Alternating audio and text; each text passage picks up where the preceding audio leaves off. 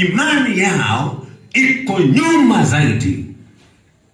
Yaani iko nyuma. Tunapoongea juu ya ushindi wa vitu mbalimbali, wao wako mbali, na wao wanachukua tatizo lao kwamba ni kubwa zaidi, ni kubwa kuliko aliyekufa. Bwana tusaidie sana. Amen. Ni kubwa kuliko anayefufuka huyu hapa. Bwana tusaidie kaza Bwana. Amen. Bwana tusaidie kaza Bwana. Amen. Ni kubwa kuliko aliyekufa. Analikusa jeneza na watu wanasimama. Jeneza aliyesirika kali na ngojea nini sasa? Halikuzikwa ni jeneza. Ni kubwa. Fika mahali imani inazalau tatizo. Amen.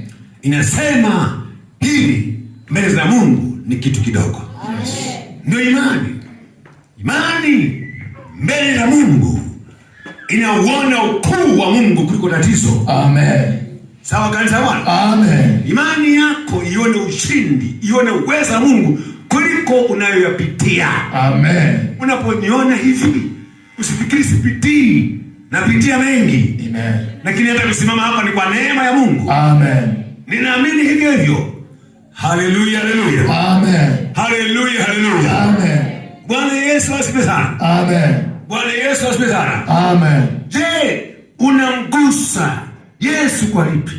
Kama ni dhambi, mwambie Yesu apitishe kala moto kuguse. Vyote vitakauka, vitakoma. Haleluya, haleluya. Amen. Kama ni mateso na misiba, mwondoa misiba ni Yesu Kristo aliye hai. Amen.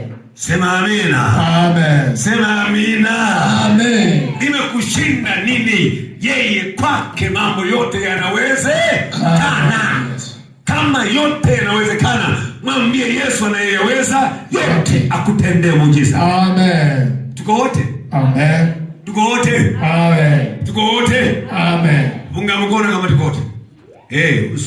Usilale lale. Bwana